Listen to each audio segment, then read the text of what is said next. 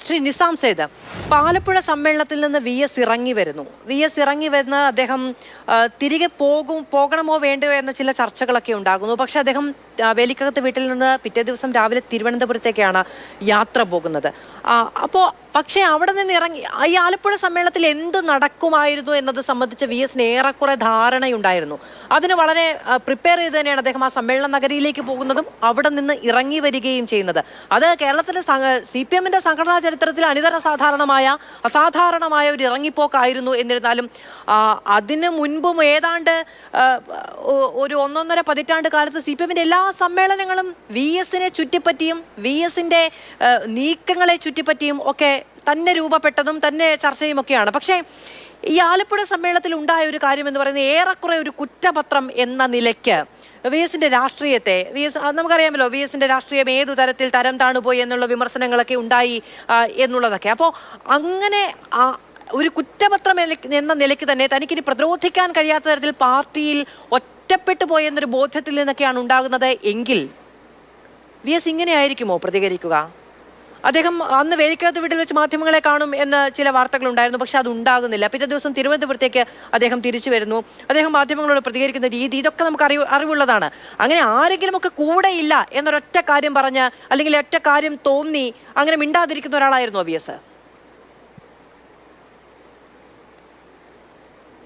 VSന്റെ ചില മൗനങ്ങൾക്ക് VSന്റെ സംസാരത്തെക്കാൾ ഏറെ ശക്തി ഉണ്ടെന്നുള്ളതാണ് നമ്മൾക്കതിൽ നിന്ന് ബോധ്യമാകുന്നത്. കാര്യം ഒരു സംസ്ഥാന സമ്മേളനത്തിൽ നിന്ന് VS ഇറങ്ങിപ്പോവുക എന്ന് പറയുന്നതിൽ കവിഞ്ഞ് എന്ത് പ്രതിഷേധമാണ് അദ്ദേഹം വ്യക്തമാക്കേണ്ടത്? സംസ്ഥാന സമ്മേളനത്തിൽ അദ്ദേഹം ക്രൂരമായി ആക്രമിക്കപ്പെട്ടു എന്നുള്ളതിന് അതിനേക്കാൾ വലിയ എന്ത് തെളിവാണ് വേണ്ടത്? VS ഒരു സമ്മേളനത്തിൽ നിന്ന് ഇറങ്ങിപ്പോവുക എന്ന് പറഞ്ഞാൽ VS ഈ പാർട്ടിയുടെ CPMന്റെ സ്ഥാപക നേതാവാണ്. 1964 ഈ പാർട്ടി രൂപീകരിക്കുന്നതിനായി കേന്ദ്ര കമ്മിറ്റിയിൽ നിന്നും ഇറങ്ങി വരുന്ന 32 ആളുകളിൽ അന്ന് ജീവിച്ചിരുന്ന അവസാനത്തെ ആളാണ് VS. ആ VS സംസ്ഥാന സമ്മേളനത്തിൽ നിന്ന് ഇറങ്ങിപ്പോവുക എന്ന് പറയുന്നത് അദ്ദേഹത്തിന് പ്രകടിപ്പിക്കാവുന്ന ഏറ്റവും വലിയ ഒരു പ്രതിഷേധമാണ്. അതിനപ്പുറം അതിന് ചെയ്യേണ്ടി വരുന്ന പിന്നെ ചെയ്യാവുന്ന അദ്ദേഹം പാർട്ടിയിൽ നിന്ന് ഇറങ്ങി വരിക എന്നുള്ളതാണ്. അതിൽ പാർട്ടിയിൽ നിന്ന് ഇറങ്ങി വരിക എന്നത് ഒഴിച്ച് ബാക്കി എല്ലാ കാര്യങ്ങളും അദ്ദേഹത്തിൻ്റെ ആ ഒരു നടപടിയിൽ നിന്നും വ്യക്തമായിരുന്നു.